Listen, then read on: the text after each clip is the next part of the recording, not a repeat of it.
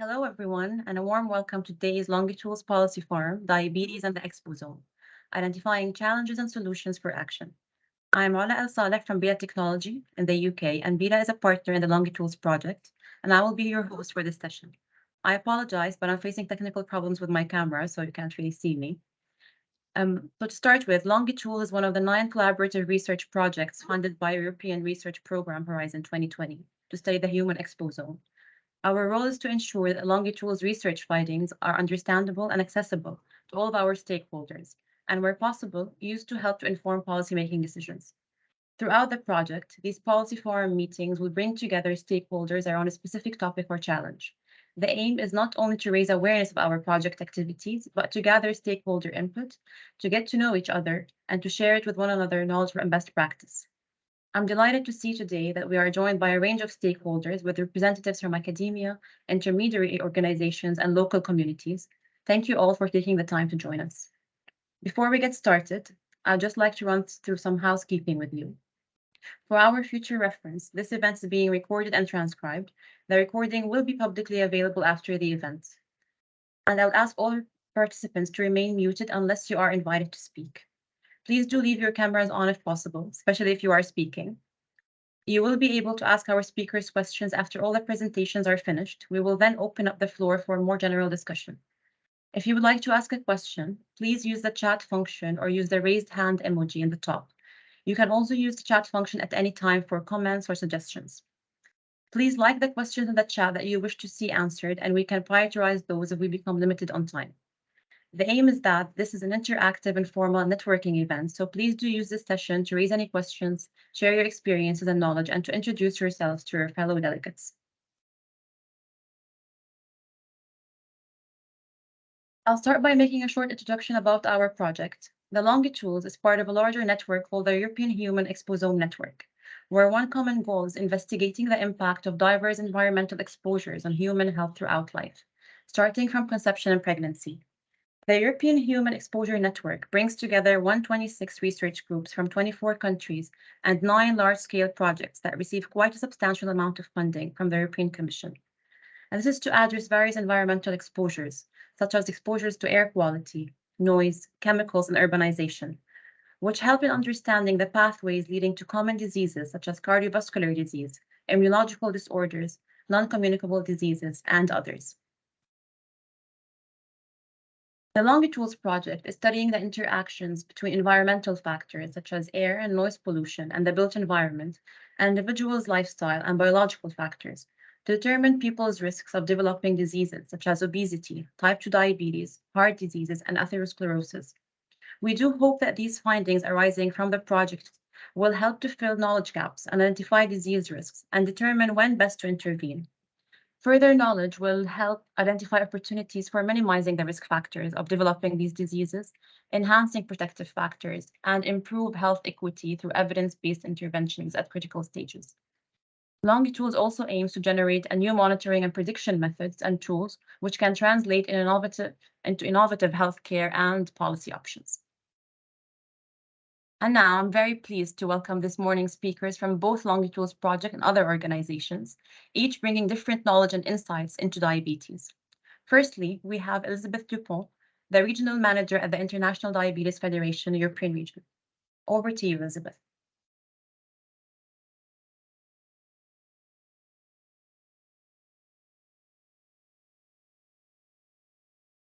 Elizabeth, you're muted. That's terrible. Thanks, everyone, and good morning. I am Elizabeth Dupont from the International Diabetes Federation, and I would like to thank the organizer for inviting IDF Europe to speak about the prevalence, strength, and burden of diabetes in Europe. I'm the regional manager of IDF Europe, and IDF Europe is an umbrella organization representing 73 national diabetes associations, and we are present in 46 countries in Europe, representing both healthcare professionals and people living with diabetes. I just need to make sure how to move my slides now. Sorry, we had a technical. No problem. Elizabeth, do you want me to do it for you, or is it okay? Okay. No, sorry okay. about that. Okay, great. So Diabetes is one of the fastest growing global health emergencies of the 21st century. It's a major health issue which is reaching alarming levels. As you can see today, more than 500 million of people are living with diabetes across the world. And this figure is expected to reach 784 million by 2045, which represents an increase of 46% by 2045.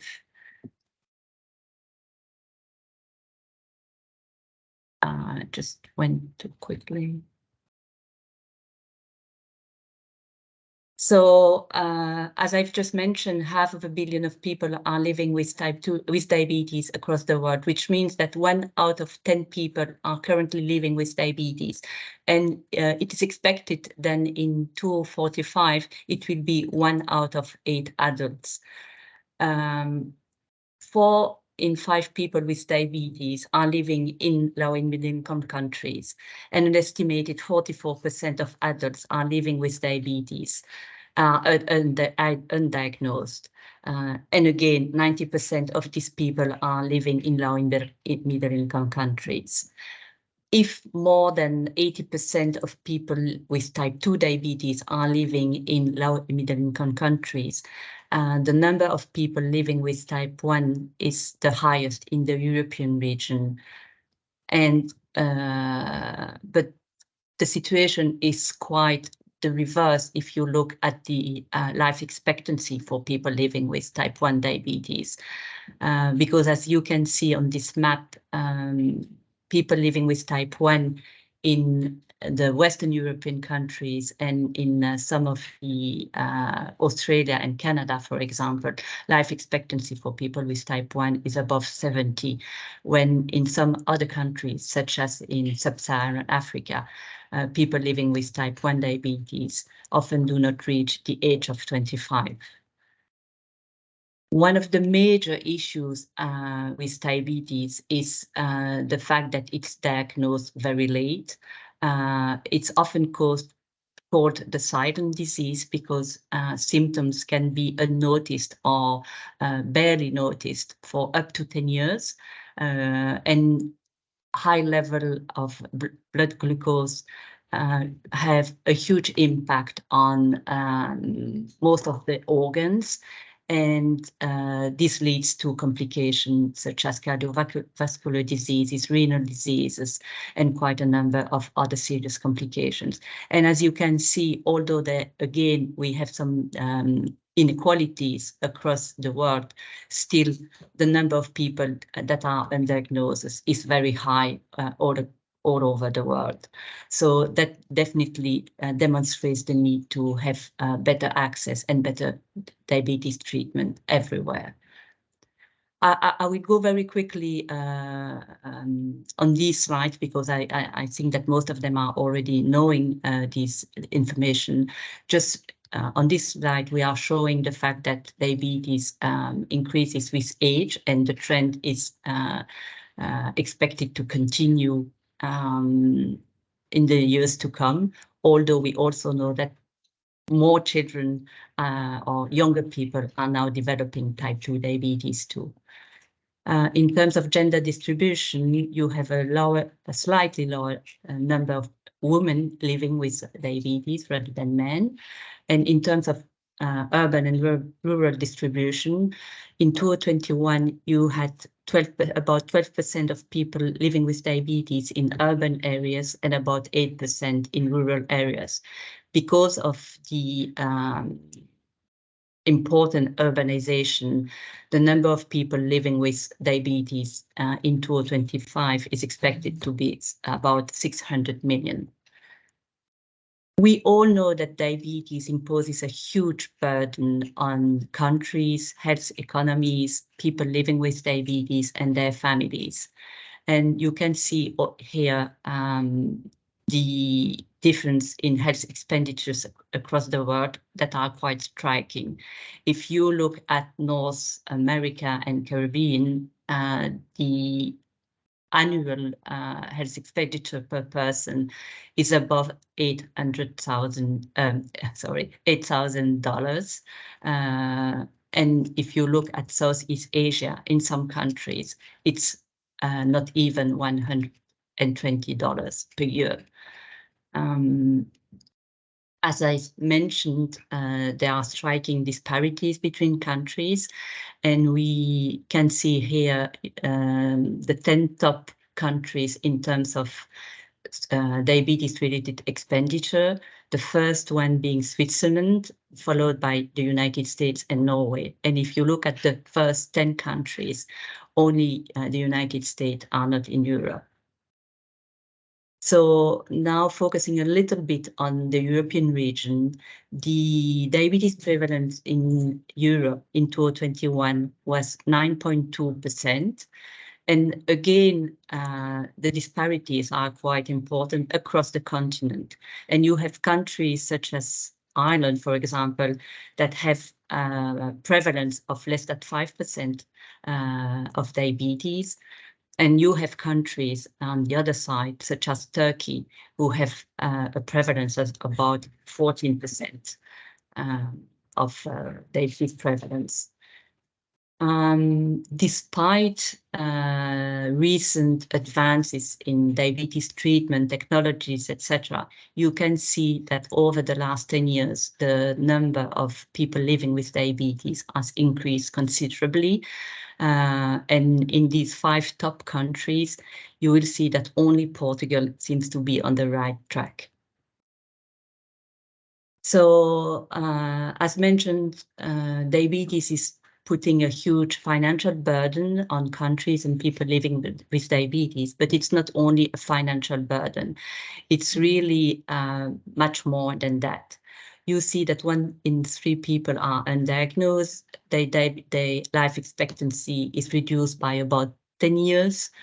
A major issue, and I believe this is something that is addressed by the projects you are all working on, is the problem of diabetes in pregnancy, where we know that children born to women with hypoglycemia during pregnancies are at very high risk of obesity, early onset of type 2 diabetes, and cardiovascular diseases.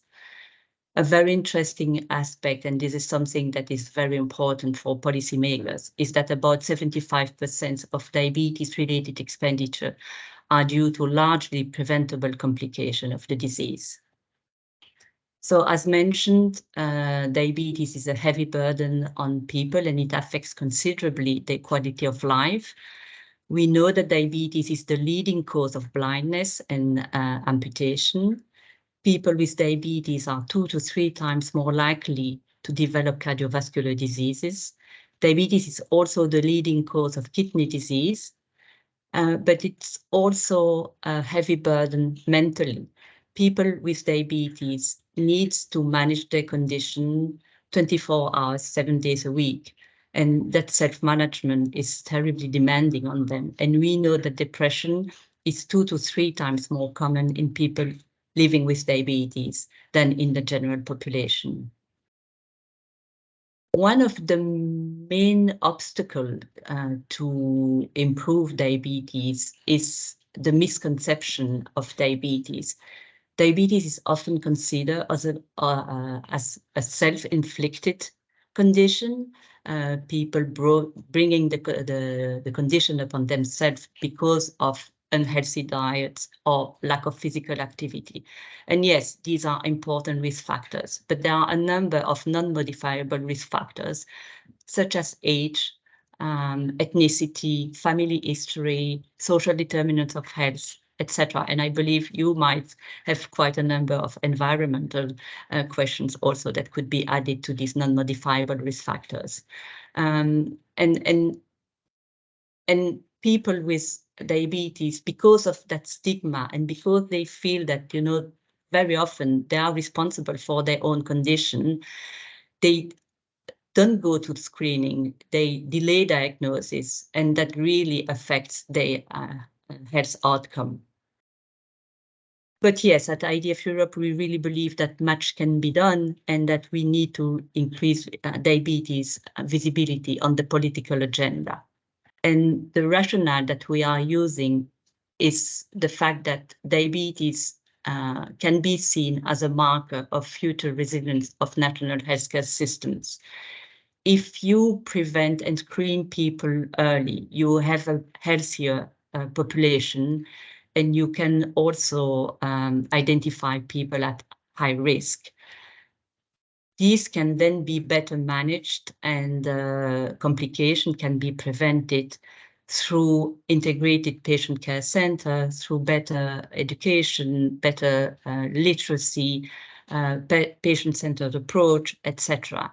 And that better management and delaying of complications free resources that can then be better allocated to develop more prevention programs, for example, that would benefit the general population as a whole. So we feel that this holistic approach of diabetes is a very good example of how most of NCDs could also be approached, and this would improve the resilience of healthcare systems. And this rationale resonates very well with policymakers. And for example, last year in November 2022, we managed to have a new diabetes resolution approved by the EU Parliament that calls on member states and on the EU Commission to do more on diabetes. So the resolution was approved in November 2022. We now need to act upon it. And so we are working with WHO Europe to set up a high-level summit on diabetes at the end of the year, hopefully, so that this would, the resolution wouldn't be only a call to EU government, but also would be expanded to the entire region of WHO Europe. So that's the plan for this year, and we will definitely keep everyone informed, and we look forward to have your input into any programs that would be developing in that context too. Thank you very much for your attention. If I manage to go to the last slide. Yes, thanks a lot. Many thanks, Elizabeth. Now I would like to introduce Mark Johns, a diabetes advocate who will be sharing his personal experience living with type 2 diabetes. Over to you, Mark. Good morning to you all, and thank you for attending this presentation. I'll allow myself to introduce myself. My name is Mark. I'm 59 years of age and a type 2 diabetic. Today, I would like to share some of my experience of being a diabetic, the implications it's taken on my life, and how I cope with this illness.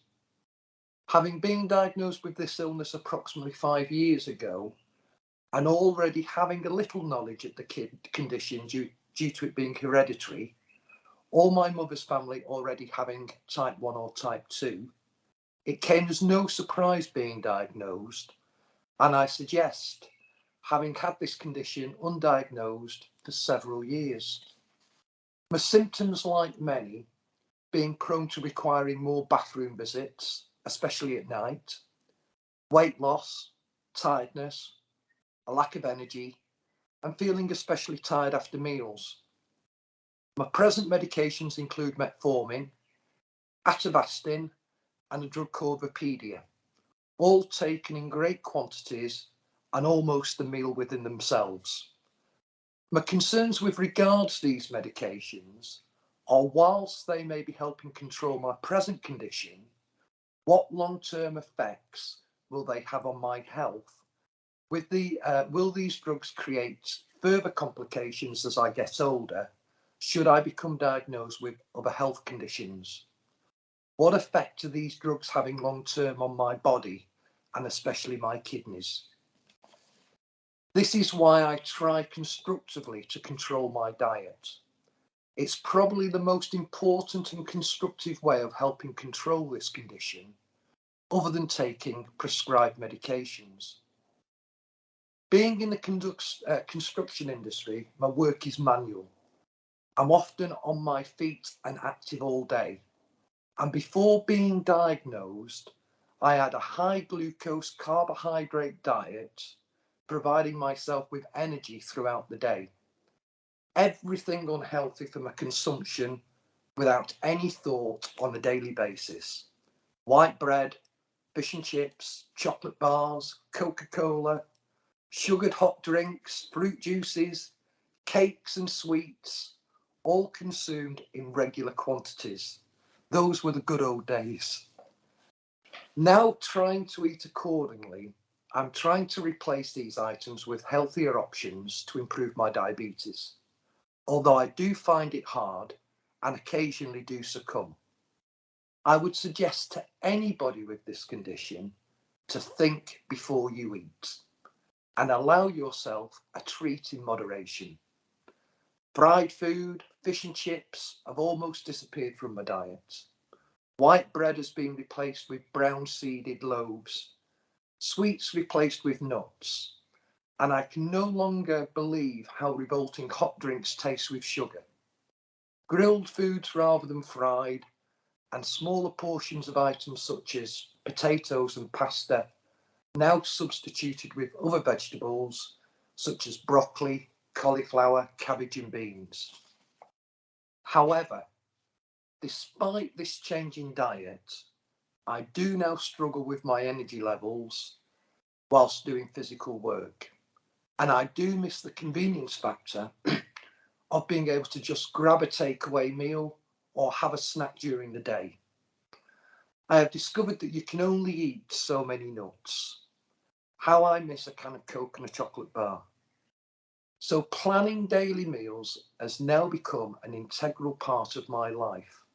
And it is especially difficult when my wife doesn't suffer from diabetes and enjoys all the high sugar, glucose saturated, high carbohydrate foods I crave for. However, I would recommend anybody with diabetes to make the effort to eat sensibly. Try and replace high glucose fatty foods with more appropriate nutrients. It just requires a little more thought and planning. My experience with medical professionals dealing with my condition on the NHS is rather mixed. Having been diagnosed and initially prescribed metformin, I was given a leaflet and told to make an appointment with a diabetic nurse. An annual checkup of the condition of my feet, blood pressure and blood tests follow, along with an annual eye test. No other support or any advice and information has ever been provided to myself, and it's a rather nonchalant approach to my treatment that appears to be an annual increase in prescribed medications. I occasionally use a freestyle glucose monitor on my arm to check how my diet is affecting my sugar levels. However, I have to pay for this myself, so only use infrequently. I have found them to be totally invaluable in assisting myself with how different foods and activities affect my glucose levels. And should I feel tired or energetic, it is always interesting to know what my blood sugar levels are. It's a shame that these are not available on a free prescription, as they can provide an invaluable source of information. Informing myself of what is happening to my glucose levels and possibly being able to help understand my blood sugar level and help diagnose the cause. I am sure should these ever be provided free or at a subsidised price, it would reduce the amount of medication and patient care required if made readily available. Since having this condition, I've lost weight. No doubt due to trying to reduce my glucose and carbohydrate levels. I've no confidence that I will ever be in full control of this disease and suspect that I may eventually have to depend on insulin to help with this condition. Diabetes is a killer. It's a silent killer unless appropriately controlled. No one walks down the street and says, look at him, I bet he's got diabetes. It can affect your health in so many ways. Loss of sight, kidney failure, to name a few. Don't let it beat you. Be in control. Seek medical advice. Insist on regular checkups. Eat sensibly. Monitor your sugar levels and ensure you are receiving the appropriate medication for your condition. Discuss your diagnosis with friends and family. Let them be aware of your dietary requirements. Carry something with you to identify you as a diabetic in case of an emergency. And declare your condition where necessary, such as on holiday insurance or to the driving licence authority if applicable. But most of all, take control of this illness before it controls your life. Live life to the full, and good health to you all. Thank you. Thank you so much, Mark. Thank you. I You're would welcome. like now to introduce Professor Jolene Brullens, Professor of Lifestyle and Cardiometabolic Disease Epidemiology at Amsterdam UMC and a partner in one of our other EHAN projects, Expouse. Over to you, Jolene. Thank you, Ola, and also thanks for the previous speaker for a very nice introduction to my topic. As a nutritionist, I'm particularly happy to hear Mark's story about his diet, but also gives a lot of purpose to our work, for example, on the glucose monitoring to get this reimbursed more broadly. Now over to the environmental risk factors of type 2 diabetes. I will mainly cover type 2 diabetes, which is often diagnosed in adulthood, in contrast to type 1 diabetes that was also mentioned earlier. I will provide a brief introduction on the topic and go over the current evidence that we have on environmental risk factors of type 2 diabetes in the different areas that are indicated here, and end up with a few conclusions and take-home message. As indicated already, lifestyle can be an important risk factor for type 2 diabetes. This slide shows results from a large study conducted in the US, where they investigated 5 lifestyle factors, such as alcohol use, a healthy diet, sufficient physical activity, smoking, and body weight in relation to occurrence of type 2 diabetes. And the results show that in persons who adhere to all these 5 lifestyle factors, they only have 1/10 of a chance to get diabetes compared to those who are not able to do so and only adhere to 3 of them. However, it may not surprise you that only 3% of the people were able to adhere to all these 5 lifestyle factors, so they do everything right. So many of us are not able to do so. And this may have non-modifiable reasons, but it may also be inflicted by our environment. And indeed, the Global Burden of Disease study has shown that environmental risk factors, so the environment that we live in, contribute a lot to chronic diseases, including type 2 diabetes. And a lot of these environmental risk factors are currently unknown. We do not really grasp how the environment influences our diseases. And against that background, the Exposome concept has been launched. We have done a lot of efforts to have a good image of our genetic predisposition in relation to many diseases, but for environmental factors, we do not know that much. And the Exposome concept is aimed to describe that. It consists of the general external exposome, describing the built environment, the food environment, the environment that we live in. The specific external exposome, which are these individual factors, such as smoking, medication use, or alcohol use. And all these together can have an influence on our biology, on our internal exposome. I will cover in this presentation mainly the general external exposome, the environment that we live in, and how this might be related to type 2 diabetes, covering the food, built, physical, chemical, and social environment. Now, how do we study such environmental exposures? Well, luckily we have data available of many countries where we just have X, Y coordinates, just the places of all food outlets, green space, parks, sports facilities. And we can use these data on all these point locations to link to the postal code of participants in studies. And when we do this linkage and we also track these participants for occurrence of diseases, we have an exposure level to where these people live and what their environment looks like, and we can relate this to the occurrence of disease. And this is what has been done for many of these exposures. Starting with the food environment. The food environment has been investigated a lot because many of you might sort of sense that having a high availability of fast food outlets might influence your diet and your disease outcome.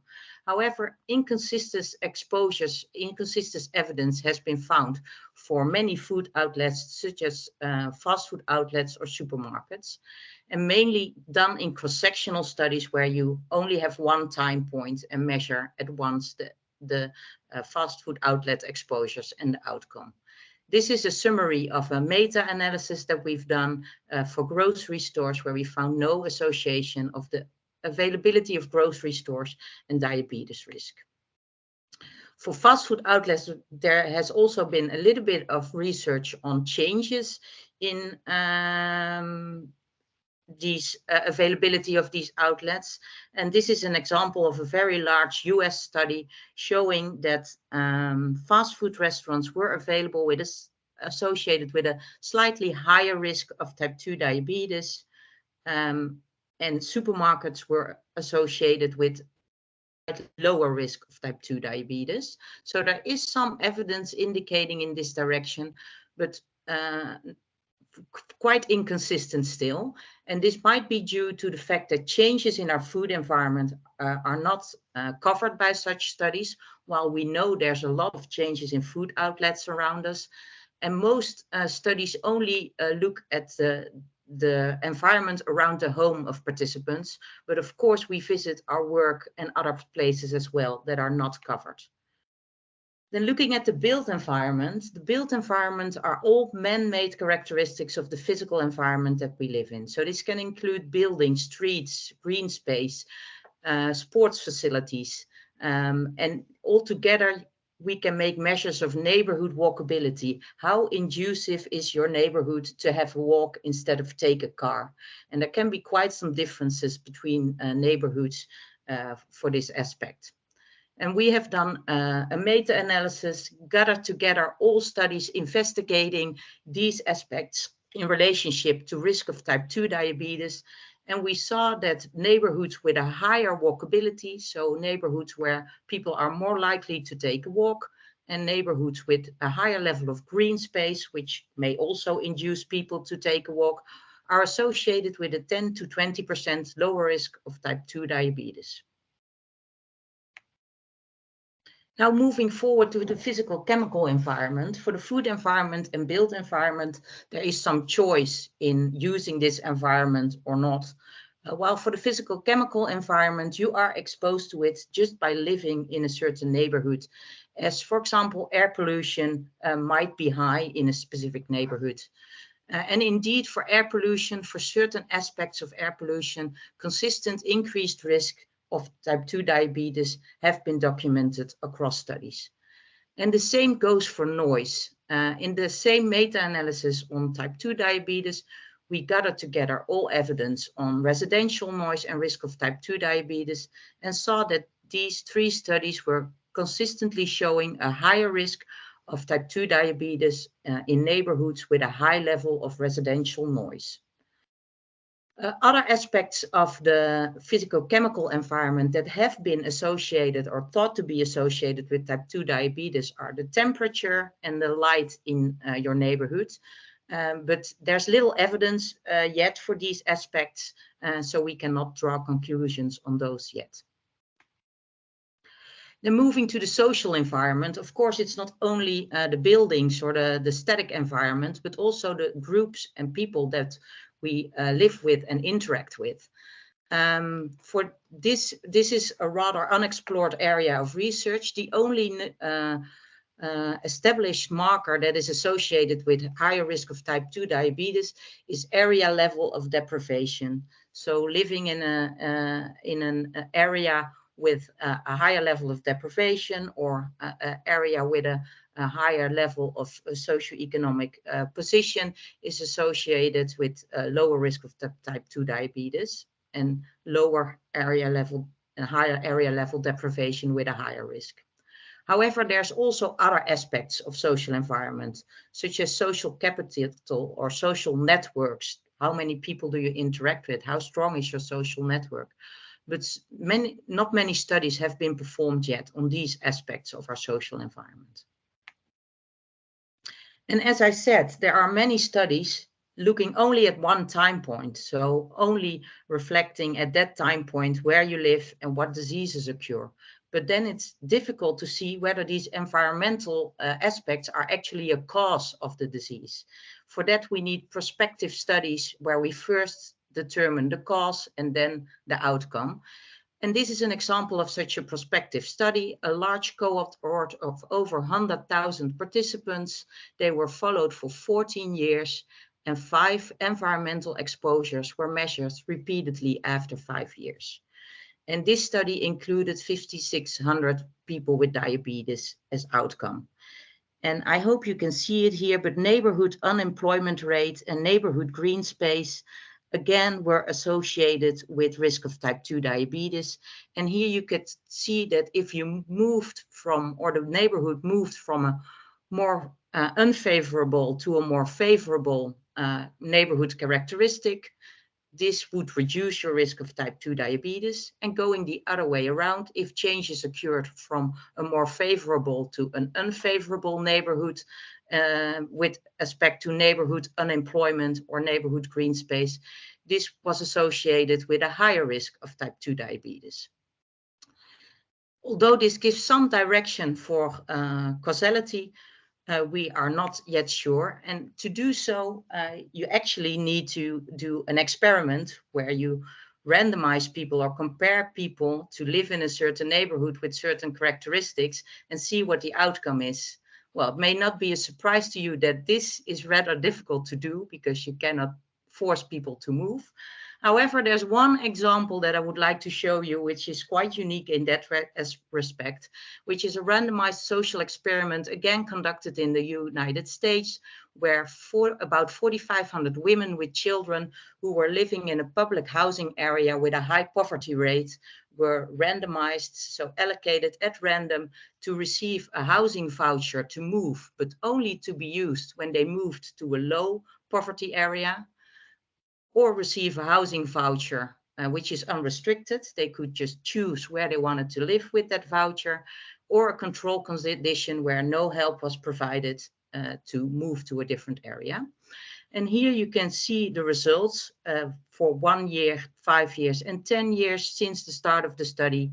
And you can see that the high poverty rates are still there in the control conditions, but those with the vouchers, both with the low poverty voucher and the traditional voucher, moved to areas with lower poverty rates, so better neighborhoods.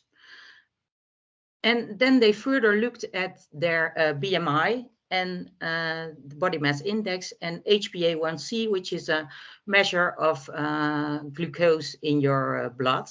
And what they saw there is that both in the low poverty voucher and the traditional voucher, BMI and glycated hemoglobin, having a high BMI or having a high glycated hemoglobin was less prevalent in those with the low poverty vouchers.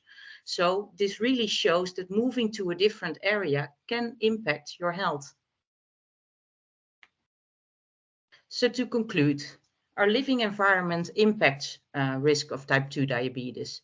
And there are some aspects of our environment where we do have quite established relations that are consistent across studies for air pollution, residential noise, area level socioeconomic position, green space and walkability.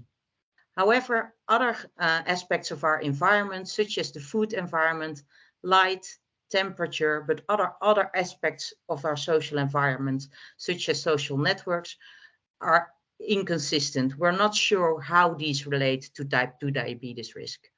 But these studies are mainly limited by an observational cross-sectional design because it's difficult to perform interventions and get people to move someplace. And therefore, it's difficult to exactly know what the cause is of these relationships.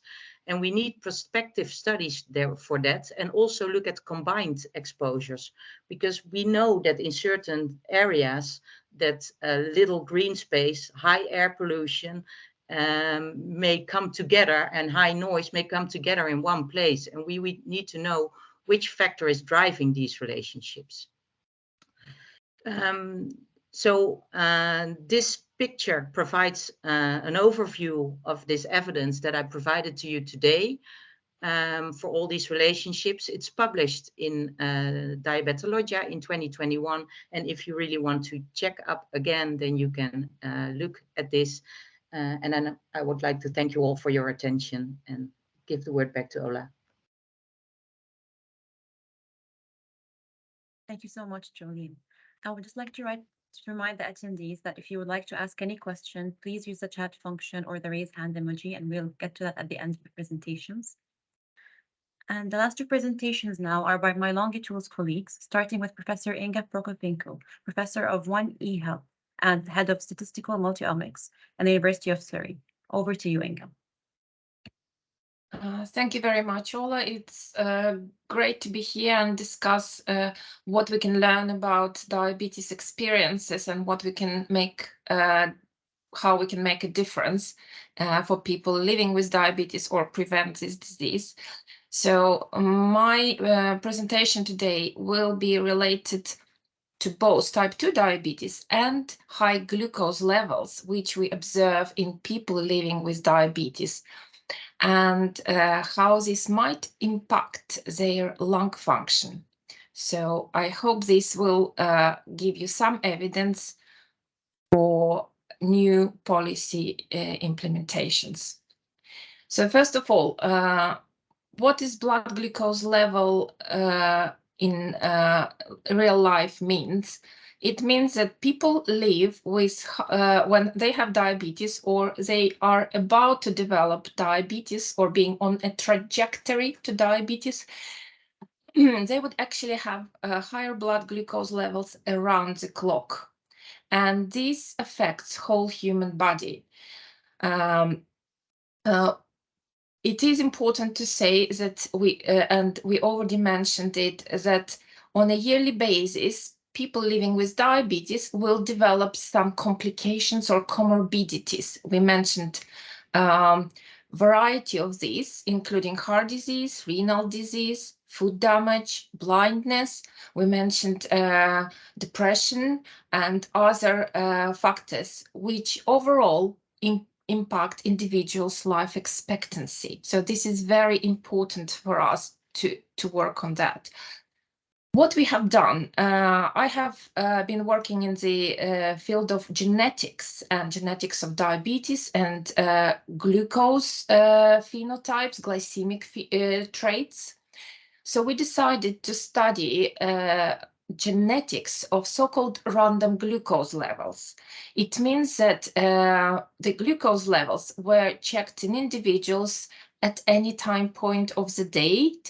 And you can see here a graph where on the x-axis, we have summarized when the glucose levels were taken in different studies. So you can see the time since last meal people could eat during the day and before the glucose was taken.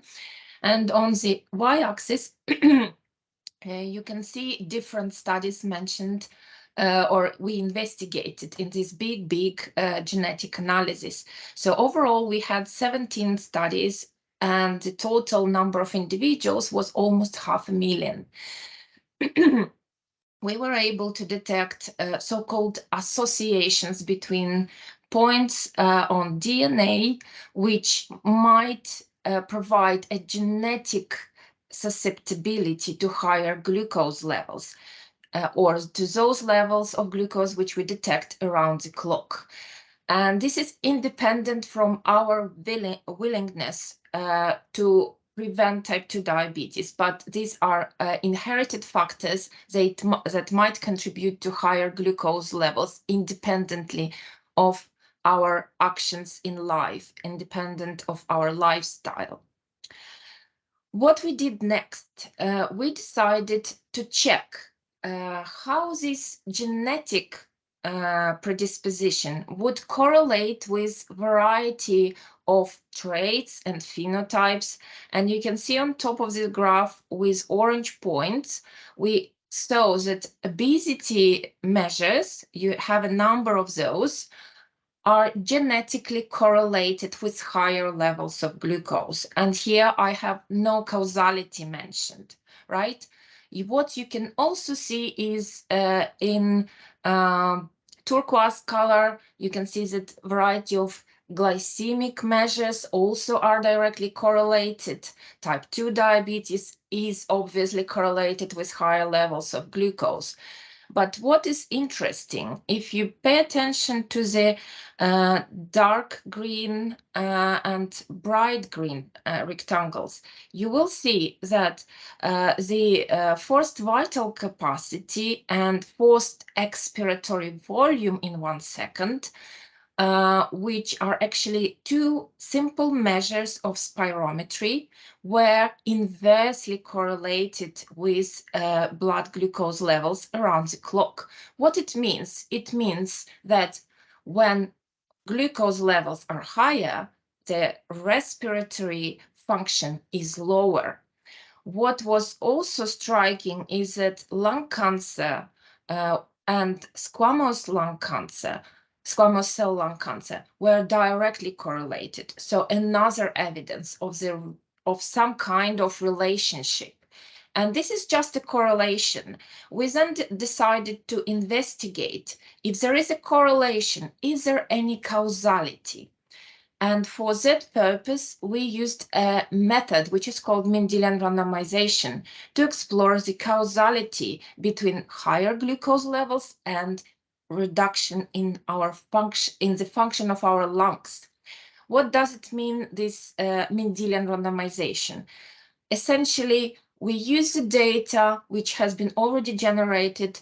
It is about the genetic risks, and it is in silico method. So we don't need to perform any randomized clinical trials. And with this method, we can determine causality between biological processes or between biological process such as getting higher glucose levels and the outcome of lower lung capacity.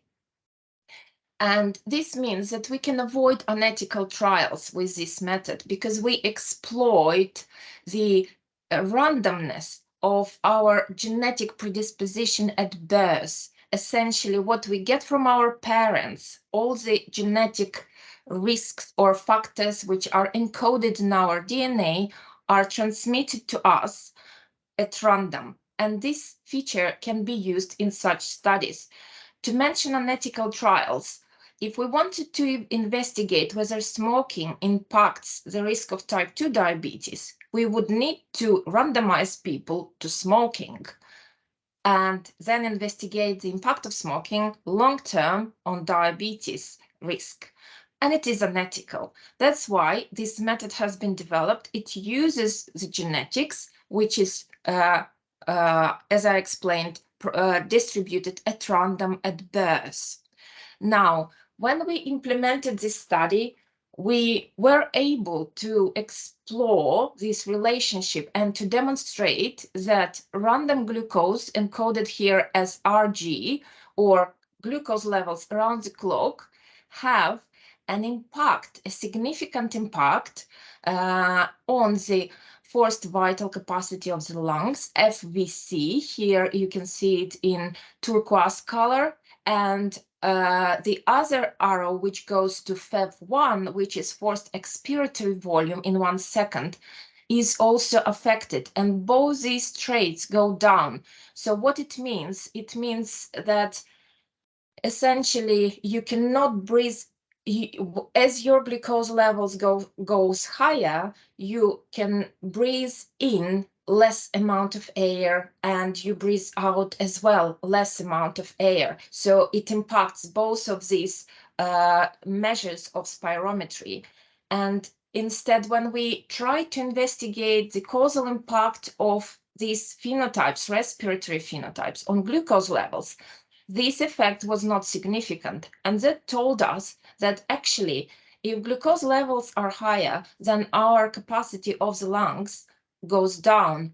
And we also use this glucose around the clock measures, so that impacts this high glucose level environment impacts our capacity to breathe in and breathe out.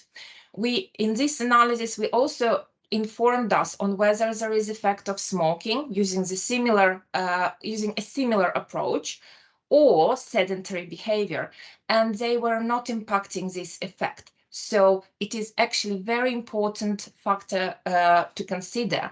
We then decided to see whether there is an impact of type 2 diabetes on the capacity of the lungs, on the respiratory function. And you can see here that there was a reduction in FVC and FEV1, so forced vital capacity of the lungs and forced expiratory volume. And this relationship became even stronger because it shows, and we see it through significance. And if we looked in the other direction of effect, from the respiratory function to type 2 diabetes, it was not significant. And again, the effect of smoking and sedentary lifestyle were taken into account, and they didn't change the effect of type 2 diabetes. And if you wanted me to make an example, essentially, if you consider normal glucose levels at 4 millimole per liter, and if that level goes up to 12 millimole per liter, you think it's a small change, but actually that reduces your measures by 20%. And if your normal forced vital capacity of the lungs is about 5 liters, 20% means that you breathe in or out, you breathe out 20% less, so only 4 liters. And it is very important measure. If you reduce this to measures, it might lead to the reduced to reduction in your into restrictive lung disease. So overall, higher glucose levels in type 2 diabetes lead to pulmonary dysfunction. Poor glycemic health impacts multiple organ systems, and we can say now that we showed causal relationship that impacts respiratory function. And it is possible to make some policy impact and suggest that routine respiratory function checks using simple spirometry, this is a test which is shown in the picture on the top, would improve the quality of life of people living with type 2 diabetes and those on trajectory of developing diabetes, because their respiratory function would be tested and possibly some measures could be taken to improve it. Thank you for your attention.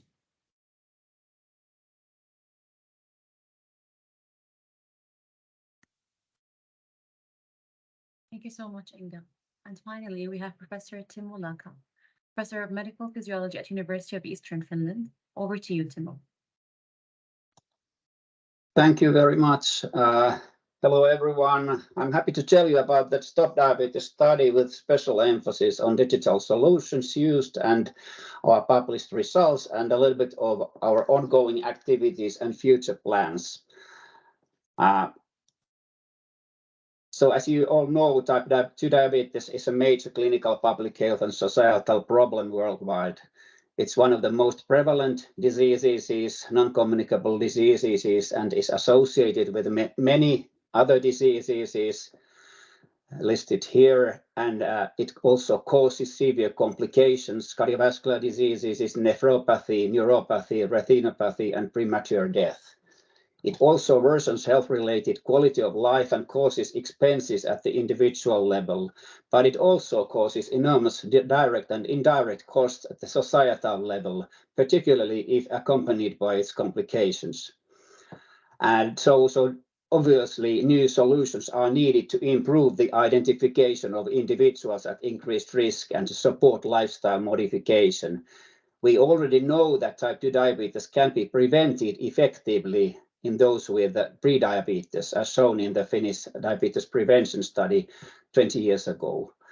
And a large proportion of those at increased risk of type 2 diabetes with pre-diabetes and with preclinical diabetes have not been identified. That's also very important. And it's challenging to motivate individuals at increased risk of type 2 diabetes and with pre-diabetes to improve their lifestyles.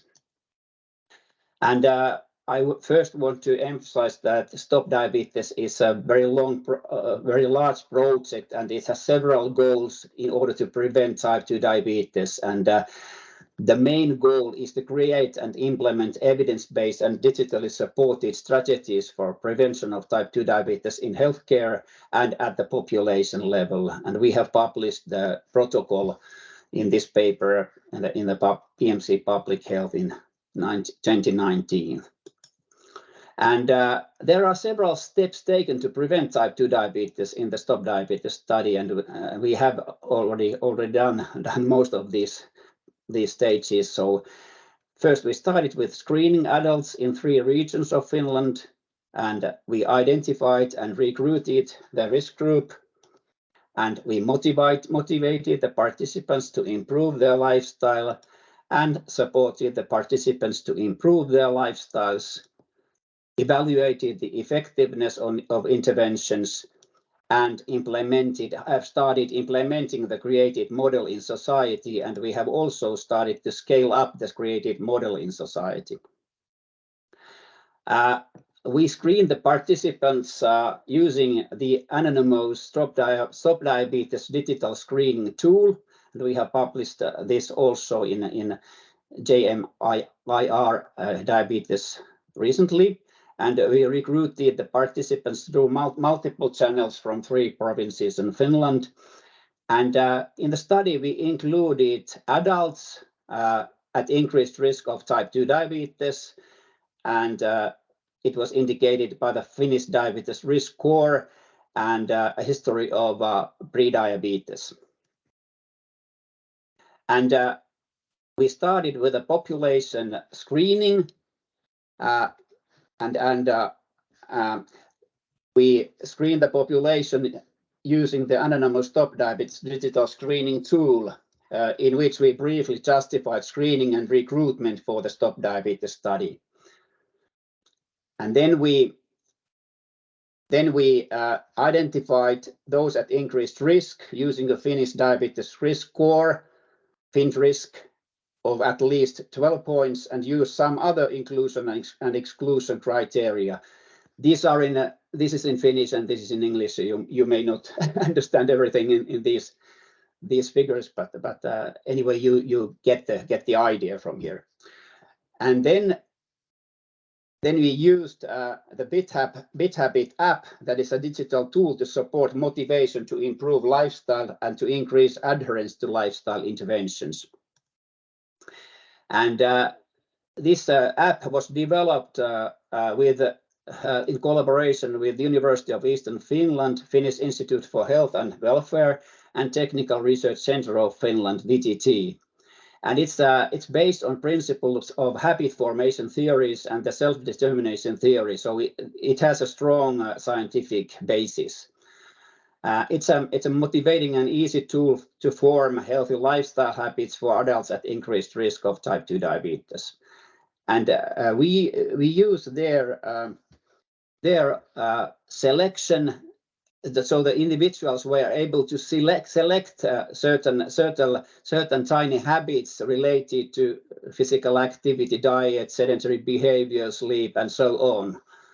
And they were able to monitor their lifestyle habits, these tiny habits, and then the app summarized the health promoting habits and gave some instructions how to improve lifestyle.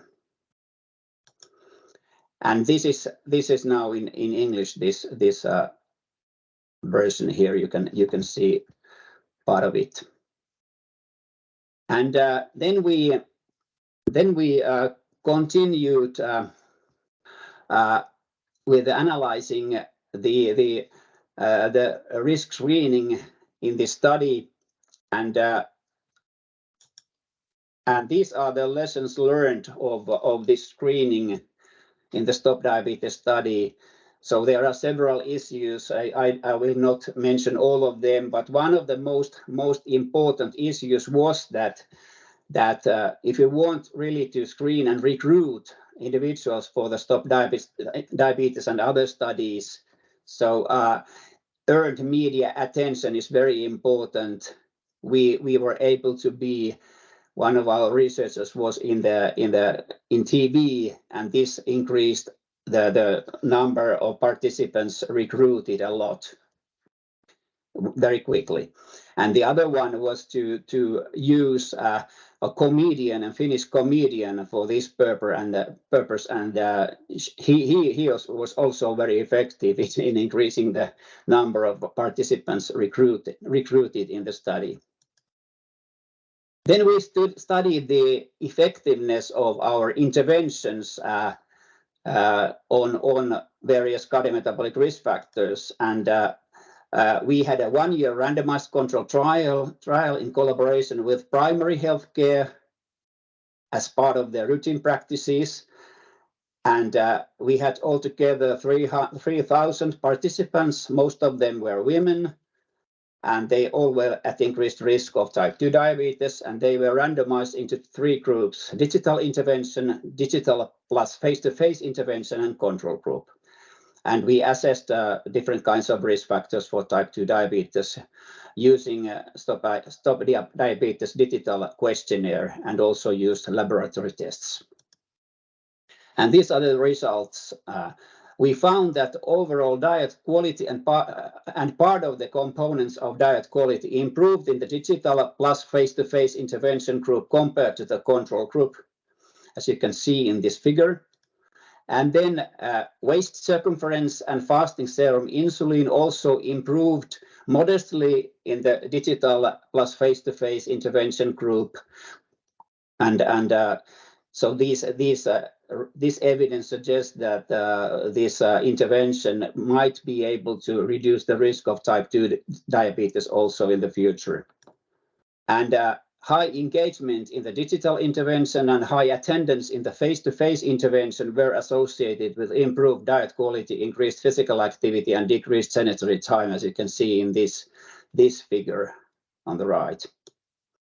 And then we also studied how the long-term user engagement trajectories and related issues, and we found that we identified 4 trajectories for the use of the app, and actually quite a few, not so many participants used the app daily, but majority of participants used the Habit app at least weekly over 12 months. And using the Habit app was actually more effective than using other apps in most of the previous intervention studies. And these are the predictors for a more active app use: older age, better diet quality at baseline, active app use during the first month, better rating of the app after the first month of use, no prior active use of the internet, and no face-to-face intervention in the Stop Diabetes study. And from here, you can see that using the BitHabit app daily showed the most beneficial changes in risk factors for type 2 diabetes over the 12-month intervention. And daily use of the app was associated with improved diet, decreased body mass index, and decreased waist circumference during the 12-month interventions. And we are using these findings in the development of the BitHabit app in collaboration with a company in Finland. So then we are also developing, implementing, and scaling up the model developed in Stop Diabetes study to prevent type 2 diabetes. So we are studying further the data that we have. We have rich and scientifically valuable data in the Stop Diabetes study and in the T2D data project. So we, for example, use data-driven approach, artificial intelligence, and metabolomics data also in these analyses. And we aim to implement the Stop Diabetes model in the Finnish healthcare system. For example, we have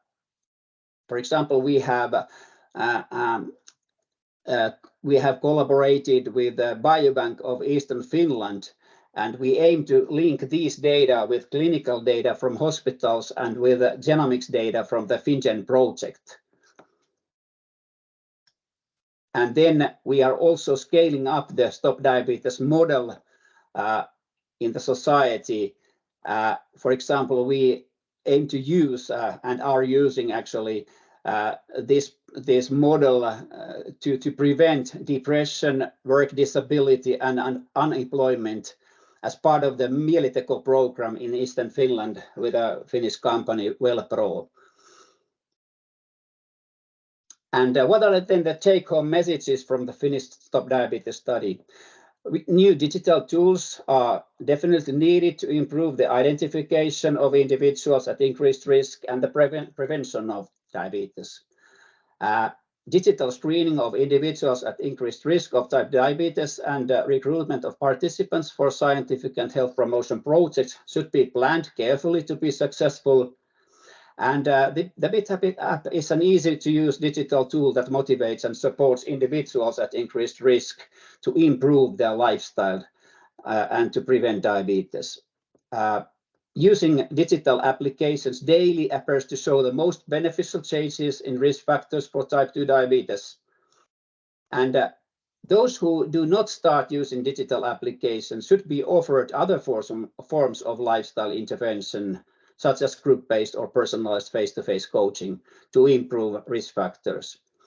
And combinations of digital and face-to-face interventions are likely to be more effective than digital interventions alone in improving risk factors for type 2 diabetes.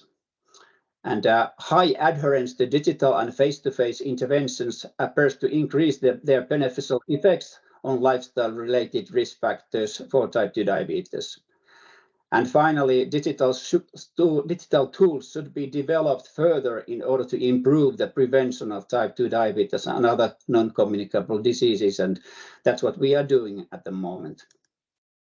And the Stop Diabetes study group is a large one, and I want to acknowledge all of the researchers who have contributed to the study. Thank you for your attendance.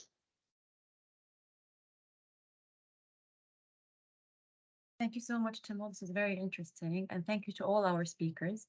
I would like now to open the floor for any questions and general discussion. I will remind you, if you have a question, please just put it in the chat or raise the hand emoji. I already see there's a couple of questions in the chat, so I'll start with the first question, which I remember, I think, Inga, you did touch base on that, but if you would like to give some more details. We have a question from Raha Pazuki, and she mentions, how could we rule out the effect of smoking or parental smoking on both glucose level and lung function? And parental smoking, especially during pregnancy, that could be more likely to impact the gametes and the genetic material of the offspring. Over to you, Inga. Thank you very much for the comment. As I said, we were able to include in our analysis the effect of smoking, and that didn't have any significant impact. So it didn't change the relationship We haven't studied the effect of parental smoking on child, because this is an environmental factor. So we just studied individual smoking effect on this relationship, as well as the impact of smoking during pregnancy. So there might be many questions that one could ask about the relationship which I described in my presentation, and there is absolutely wide space for exploration, and the method which I presented is now widely implemented. It offers a lot of opportunities, so it is actually an open space for everyone to contribute. Thank you so much, Inga. Thank you. Another question also from Rahma. This time is for you, Timo. And is the BitHabit application available for global use? Yeah, we are now developing the app, and now it's the version 2 that we are using in some other projects, as I mentioned in the Mieliteko program in Eastern Finland. We are using the app there, and we are developing it with a company in Finland. So we are not sharing it yet with internationally, but may do that in the later stages as we have developed the app. Yeah, I think it's not ready for this wide use yet, but it's improving all the time. Thank you, Tim. It's good to know, and I think we're all looking forward to it. It's quite an interesting application to use. Thank you. Thank you so much. And we have a question from Claire to Mark. How much attention, Mark, do you pay, or how important do you think this research has been presented to you today?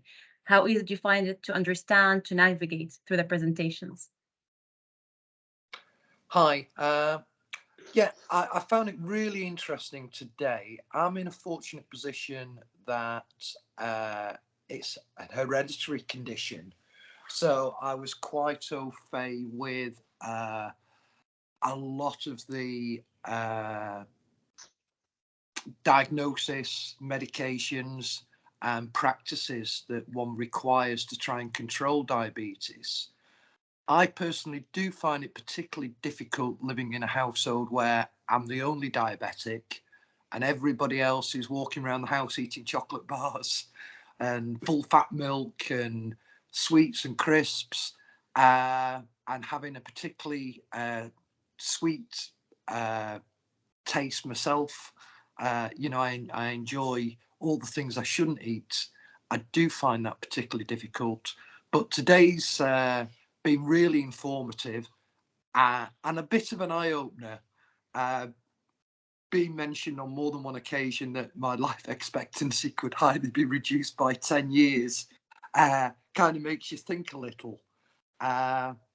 So it is what it is. One's got to deal with it, and at least I'm not in ignorance.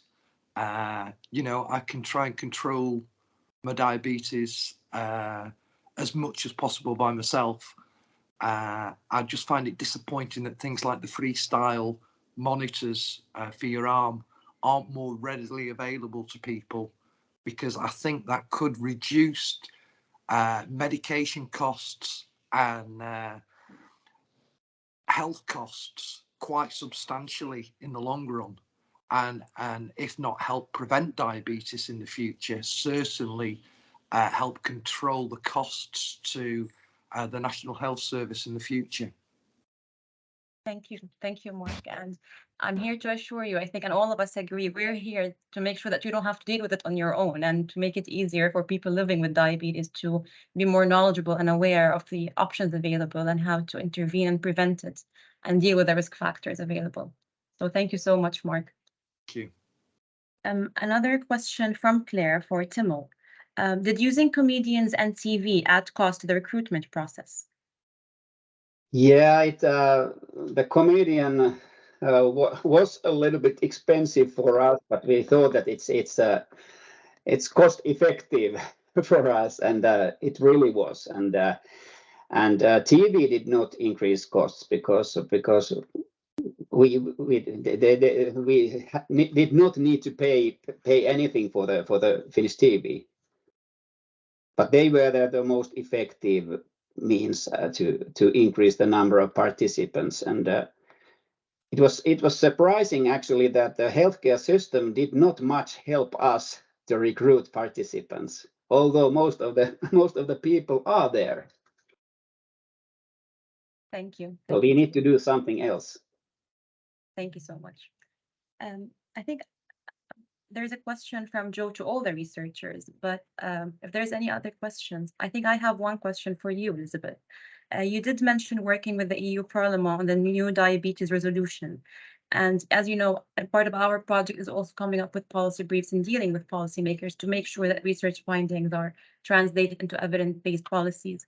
So it would be really great if you can give us a bit more details on your experience with policymakers and the lessons learned from that experience. Thank you. That's a very difficult question. No, because it's very difficult to assess the answer from policymakers. It varies very much from one policymakers to the other. But maybe one of the main learning is what I've mentioned about the fact that there is a lack of understanding of diabetes.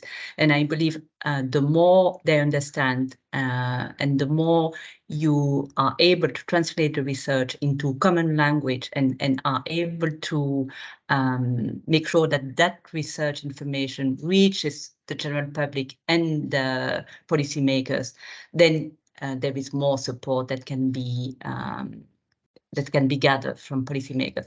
I believe probably one of the main obstacles is the lack of understanding. And so the more academics, but also anyone engaged with diabetes can explain the complexity of the condition, I think that might be the very first step. And I'm sorry, we are still at that stage because we should be much further in terms of diabetes that has been there for so long and that is affecting so many people.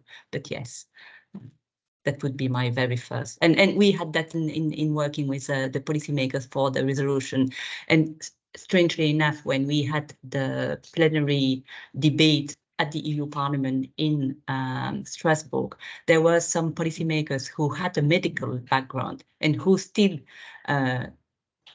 were clearly not understanding some of the aspects of diabetes. And they were saying, yes, we should do more to prevent type 1 diabetes, which is an autoimmune disease. So there is nothing we can do, at least at this stage. So yes, knowledge and education of healthcare policymakers would definitely be very, very useful. And thanks for the question.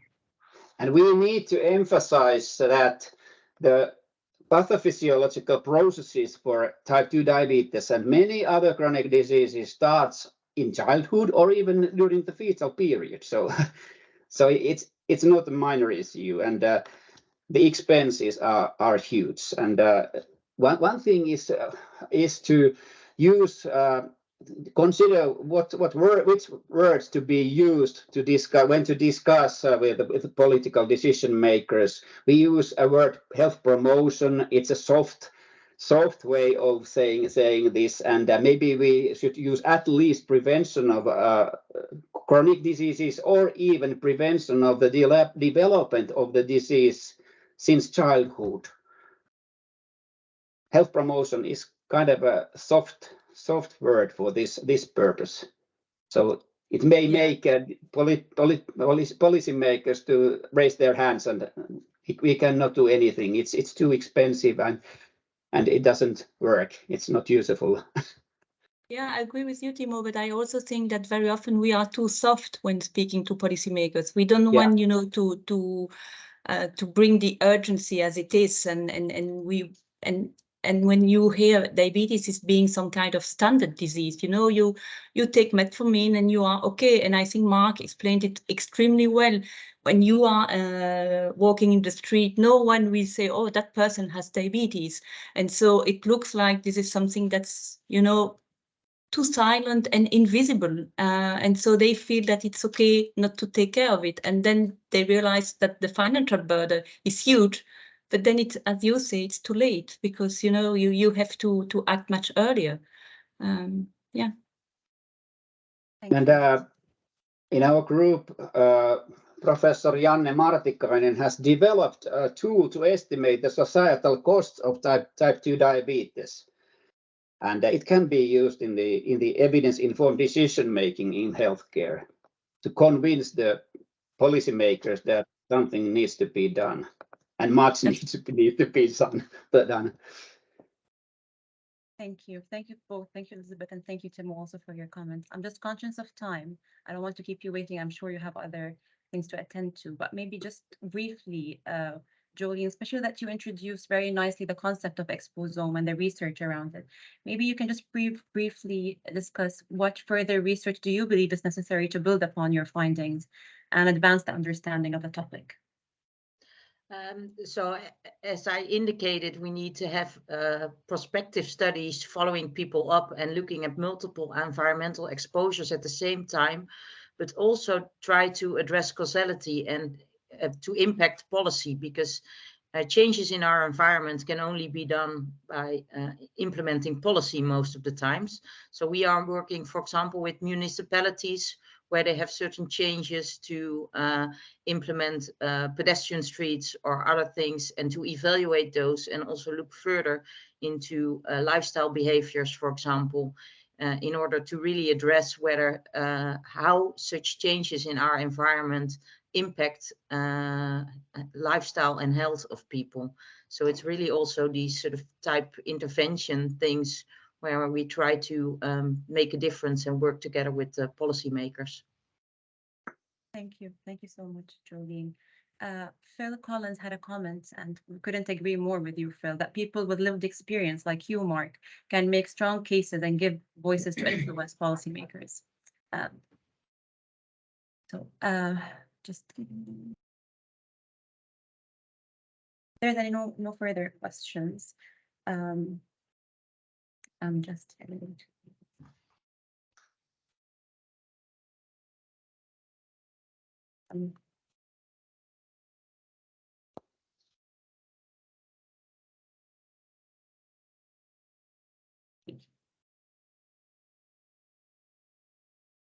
Okay.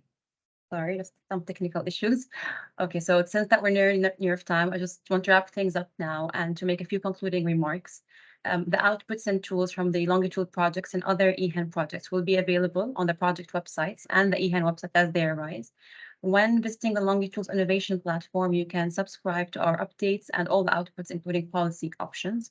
We do have an event, an EHAN event coming up in 2023 about the Exposome research, understanding and addressing policy challenges. This would be on the June 1st of 2023. This event will be a great opportunity for policymakers, researchers, stakeholders interested in the health effects of environmental exposures to exchange their ideas and insights and learn more about the Exposome concept and that approach.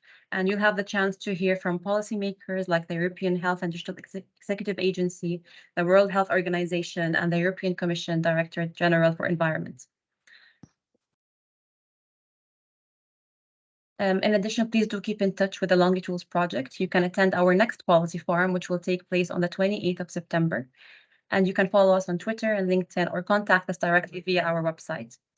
If you could please complete the event feedback form that Claire just shared on the chat. And if you have any suggestions for future topics that you would love to hear, we'll be happy to receive them.